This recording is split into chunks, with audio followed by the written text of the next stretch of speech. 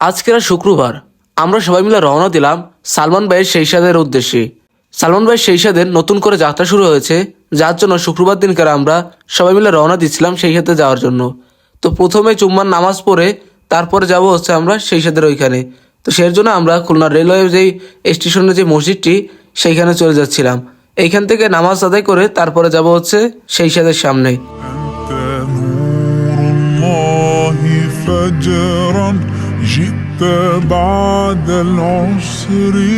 Khulna railway স্টেশনের যে জামে মসজিদটি, এটা কিন্তু অনেকটাই সুন্দর। পুরনো এবং ঐতিহাসিক কিছু স্ট্রাকচার দিয়ে এটি নির্মাণ করা হয়েছে, যেটি বর্তমান যুগে অনেকটাই ইউনিক। যে টাকা চলে না সিরাপুরা সেই টাকা দেয়, আর দেয় হচ্ছে সবের জন্য। আমি আঁকা মুখা পাপ আর আমি দিচ্ছি 11 টাকা করে, ভালোবাসি তোমার 4 টাকায় তা না 20 টাকা লাগবে, 4 দোকানে যাবে, তাহলে 20 টাকা করবে। এটা আমি আপনাকে ছাড়ে দিলাম। আর সেটা তাহলে মন্ত্রী কষ্টে গেলে 20 টাকা, আমরা 20 টাকা 8 টাকা লাগবে চা খাচ্ছি, তো ওই 20 টাকা দিয়ে কি খাবে এটা তো বুঝলাম না। নামাজ শেষে আমরা বড় ভাইদের সাথে আড্ডা দিচ্ছিলাম এবং এরপরে কিন্তু রওনা দিচ্ছিলাম সেই সেইসাদের উদ্দেশ্যে।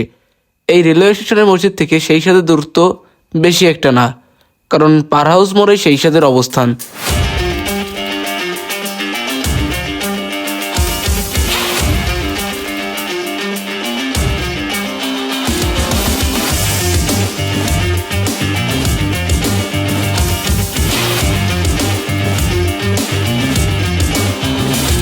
তো অবশেষে আমরা কিন্তু সেইসাদের সামনে চলে এসেছি এবং আমাদের যে বাইকগুলো ছিল সেগুলো কিন্তু আমরা পার্কিং করে এবারটা এক সাইডে রাখতেছি এবং রেখে তারপর সেইসাদের ভিতরে যাব। আর এইখানের একজন স্পেশাল গেস্ট আছে, সে হচ্ছে থটস অফ বিল্লাল ভাই। সে আসছিল আমরা আসার কিছুক্ষণ পরেই। আমরা বাইক পার্কিং করে আসতে না আসতে দেখি যে এদিকে বিল্লাল ভাই চলে আসছে এবং বিল্লাল ভাইয়ের জনপ্রিয়তা অনেক, বাংলাদেশের ম্যাক্সিমাম মানুষই তাকে চিনে। বিল্লাল ভাই সেইসাদের সামনে পৌঁছানোর পরে আমরা এবং বিল্লাল ভাইরা একসাথে ভিতরের দিকে চলে যাচ্ছিলাম, কারণ ভিতরে না গেলে এইখানে অনেক পরিমাণ ক্রাউড হচ্ছিল। এই ক্রাউডের জন্য প্রোটেক্টও দেওয়া যাচ্ছিল না, তাই আমরা রেস্টুরেন্টের ভিতরে সবাই একসাথে ঢুকে গেলাম। আপনারা অনেকেই জানেন খুলনার সেইসাদের মাত্র 99 টাকার যে চিকেন বিরিয়ানি, সেটা কিন্তু বাংলাদেশ থেকে খুলনায় অনেক পরিমাণের ফেমাস, যার জন্য তাদের ছোট একটি দোকান থেকে এত বড় একটি রেস্টুরেন্টে তারা পরিণত করতে পেরেছে। সালমান ভাইয়ের সেইসাদের পার হাউস মোড়ের যেই ব্রাঞ্চটি, এইখানে কিন্তু প্রতিদিন অনেক পরিমাণের গ্রাহক এসে থাকে। আমরা যখন এসেছিলাম তখনও কিন্তু ভিতরে অনেক পরিমাণের গ্রাহকই ছিল এবং তাদের খাওয়া দাওয়া শেষে আমরা সিটে বসছিলাম। বসার পরে কিন্তু আমরা সেই 99 টাকার বিরিয়ানিটি খেলাম। আর 99 টাকা দামের বিরিয়ানিটি আগের মতনই আছে কিনা সেটাও আপনাদেরকে জানাবো।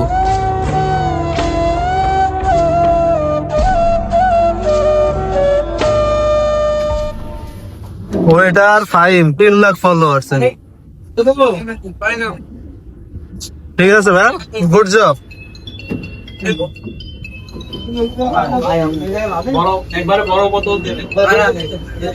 আরেকটা দাও, আরেকটা দাও। তো অবশেষে দেখতেই পারতেছেন আমার সামনে কিন্তু সেইসাদের সেই ভাইরাল 99 টাকার যে বিরিয়ানিটি সেটা কিন্তু রয়েছে। আর এই বিরিয়ানির ভিতরে থাকবে কিন্তু এক পিস বড় সাইজের মুরগির মাংস, যার সঙ্গে থাকবে একটি সেদ্ধ ডিম এবং কিছু সালাদ এবং পর্যাপ্ত পরিমাণের রাইস। এটি 99 টাকা অনুযায়ী অনেকটাই ভালো, কারণ খুলনা এবং ঢাকা বাংলাদেশের যে কোনো প্রান্তে 100 টাকায় এমন প্যাকেজ দেওয়া অসম্ভবের মতন।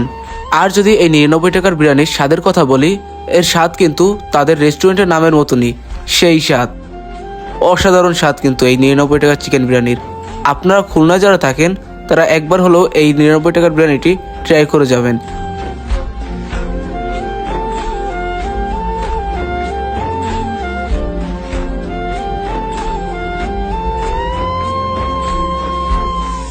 আপনারা সেইসাদের এখানে খেতে আসলে মাত্র 200 টাকায় কিন্তু বিফ কাচ্চিও খেতে পারবেন। আর এই বিফ কাচ্চির মধ্যে কেমন কি প্যাকেজ থাকে সেটি নিয়েও আমার একটি ভিডিও আছে, আপনারা চাইলে সেটিও দেখে আসতে পারেন। এই ভিডিও শেষে এবং ডিসক্রিপশনে আমি লিঙ্ক দিয়ে রাখবো, আপনারা চাইলে দেখে আসতে পারেন। অনেকে এই ভিডিওতে কমেন্ট করতে পারেন সেইসাদের তোমরা প্রমোশন করো বলেই শুধুমাত্র ভালো বলো। আসলে সেইসাদের প্রমোশন করি বলেই ভালো বলি না, কারণ এনাদের আসলেই খাবারের মান ভালো।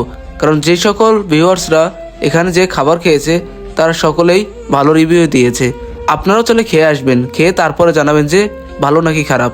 তখন যদি খারাপ লাগে তাহলে আমাদের বিষয়ে আপনারা ব্যাড রিভিউ দিন, কোনো প্রবলেম নেই।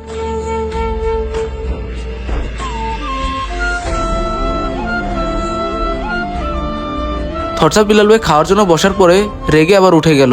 কারণ হলো এখানের কিছু ক্রিয়েটর আছে যারা খাওয়ার ভিতরে এবং তার খাবারের টেবিলের সামনে এসেও তাকে অনেক বিরক্ত করতেছিল। তার জন্য সে উঠে ভিতরের দিকে চলে গেছে, যেখানে কিচেন, সেখানে যেয়ে তারপর খাওয়া দাওয়া করছে। আমাদের খাওয়া দাওয়া শেষে আমরা যখন বের হয়েছি তখন আমাদের কিছু ভালোবাসার মানুষ তারা আমাদের টিমের অ্যাডমিন অজীবের কাছ থেকে কিছু টিপস নিতেছিল।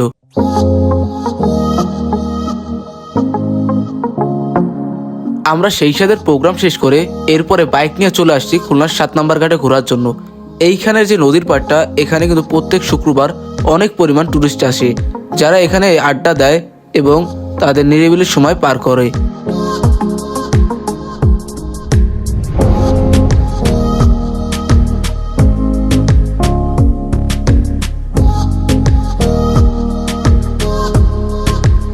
তো 7 নম্বর ঘাটে ঘুরতে আসার ফাঁকে কিন্তু আমরা একটি কন্টেন্ট করতেছিলাম, আমাদের জাগো ফাউন্ডেশনের একটি প্রোগ্রামের এই কন্টেন্টটি, যেখানে কন্টেন্টের স্ক্রিপ্টই ছিল নারীদের সাথে বৈষম্য করা যাবে না, সেই বিষয়ে আমরা একটি কন্টেন্ট করতেছিলাম। আর আপনারা যারা আমাদের কন্টেন্ট দেখতে চান তারা অবশ্যই ফেসবুক এবং ইউটিউবে অজীব আইডি লিখে সার্চ দিলে আমাদের অফিসিয়াল যে চ্যানেলটি সেটি দেখতে পারবেন। এবং ভাইডি মিডিয়া নামেও একটি পেজ এবং একটি চ্যানেল আছে, আপনারা চাইলে সেখানেও যেয়ে ভিডিও দেখতে পারেন। আশা করি আপনাদের কাছে ভালো লাগবে।